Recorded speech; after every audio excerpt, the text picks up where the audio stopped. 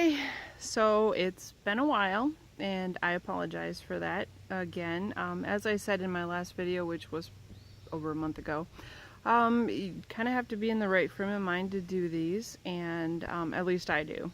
Other people might be willing to just let it all lay out there if you're not in a good mood and tell everybody, but that's not really the way I operate. So I had been struggling a bit, and life, gets busy, and you think about doing it, and then by the time you get around to having some time to do it, then I'm either in the not right frame of mind, or I'm tired, or I just want to take my makeup off. And it's not that you haven't seen me without my makeup, but if you're already struggling with, being in the right frame of mind, feeling kind of bleh is not gonna help. So anyway, so it's been a little over a month, and since I've done the video, sorry, itchy. I hope a bug's not biting me.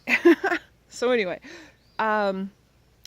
just got home from work, and I'm going to do some grilling for dinner tonight. Hubby's off working, and we're gonna have grilled pork chops, and I'm gonna grill some corn on the cob for him, and I'm gonna have grilled zucchini. Love grilled zucchini. So anyway, that'll be good. I think I'll put some garlic butter on it, and yum. But that I'll wait until it's closer to when he's getting home to start that. And otherwise, I can't wait, and I'll eat without him. But so the last month, I've been struggling a lot with mood, and I think a lot of it's been hormones. As you know, I'm almost 50, and so the whole menopause thing has been, it's creeping up. And I think I had mentioned in a previous video that with doing the ketogenic diet, it's supposed to help regulate your hormones. So I had, like 2 months ago, decided to stop taking my soy isoflavones, and I had been taking them for over a good year to help regulate my hormones and my mood, and like the hot flashes, night sweats, all that fun that goes with the premenopausal whatever.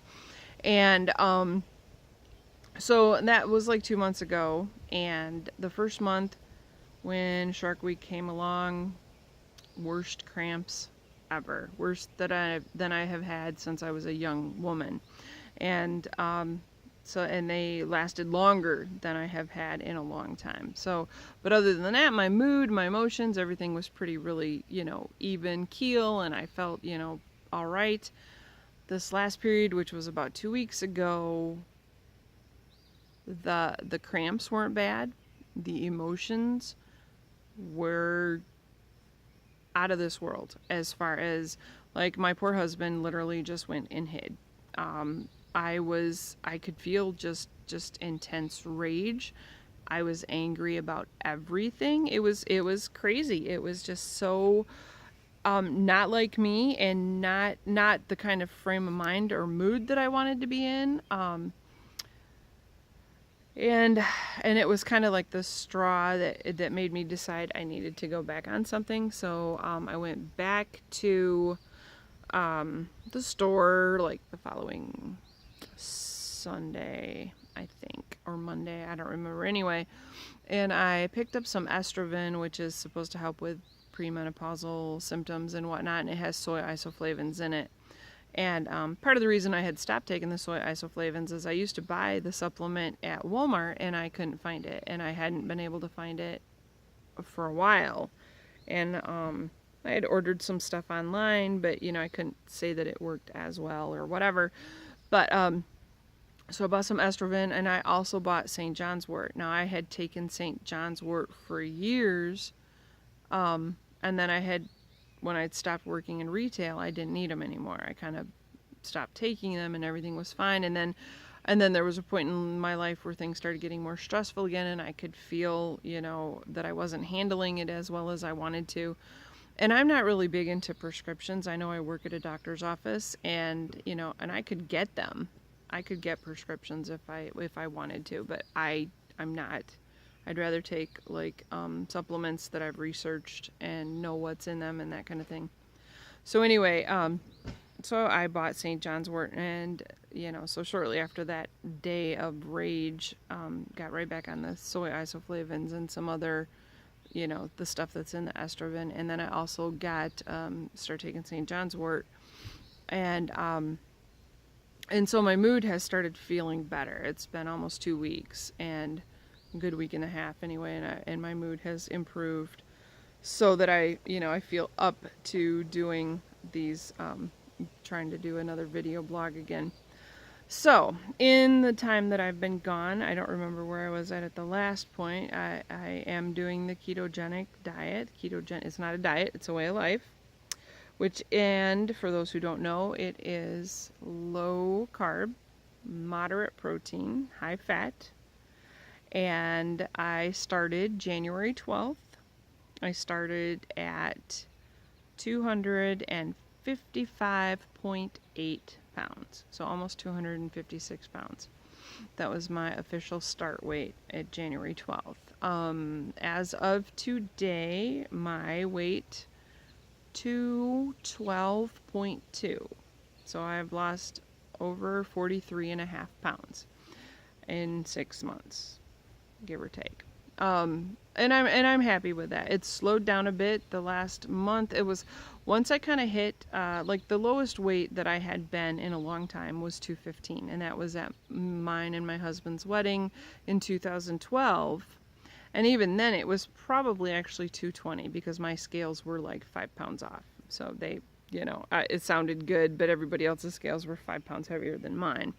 So when I hit that 215 point, I started to have like head games. Like, first of all, feeling like super confident, and people were noticing and they were saying what a great job you're doing and blah, blah, blah, and kind of backslid. So it was like one step forward, 2 steps back.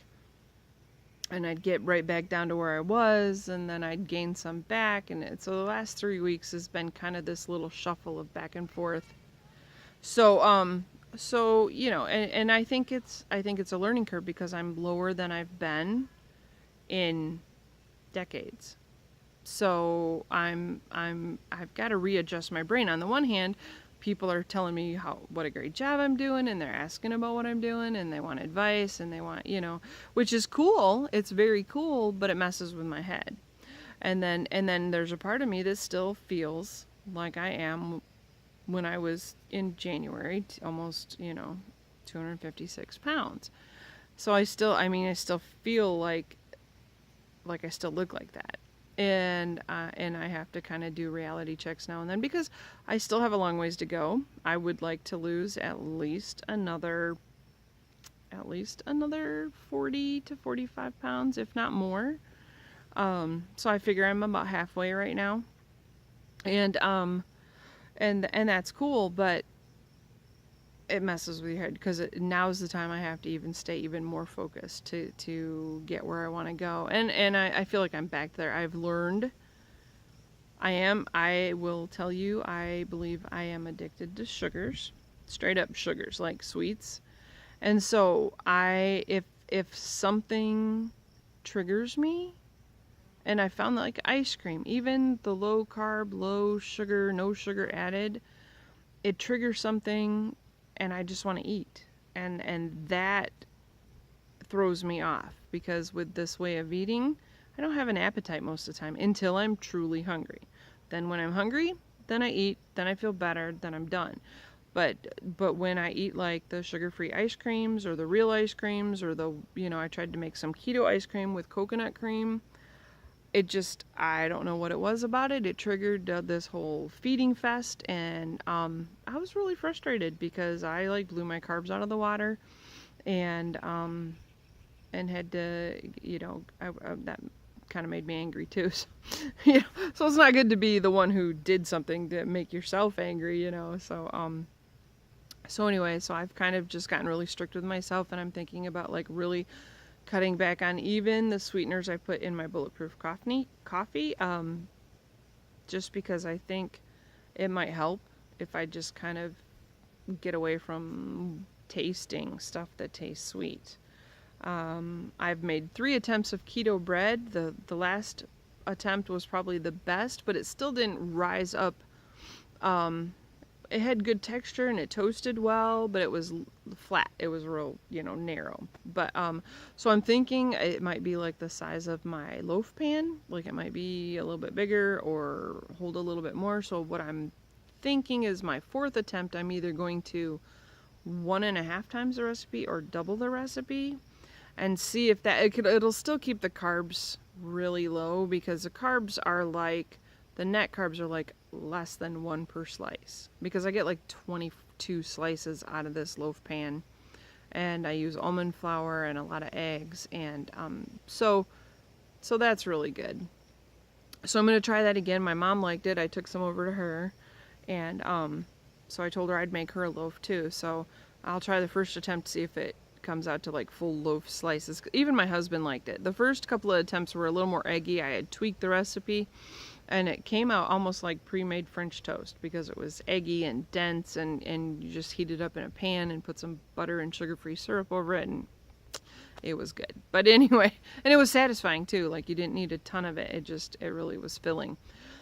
But I did want to say hi. I'm still here, and I'm sorry it took so long to get back. I'm going to try to do a few more videos about, things that, like the supplements I'm taking and, whatnot. Just try to be a little more consistent here. But I wanted to at least get one to say, hey, I'm back. I'm doing good. I'm doing better, mood-wise, emotionally-wise. Summer's here. It's a beautiful Michigan day. It warmed up finally. It's like 76 degrees or whatever, and because it was all rainy and dreary earlier and the last couple of days. So I hope this isn't as dark as it looks on my screen, and if it is, I apologize. But I want to end this, and I want to say thank you for watching, and thank you for sticking with me. If you like the video, please subscribe, please like it, share it, whatever. I know it wasn't super interesting, just a little chatty, but I'll try to do some more and be a little more interesting next time.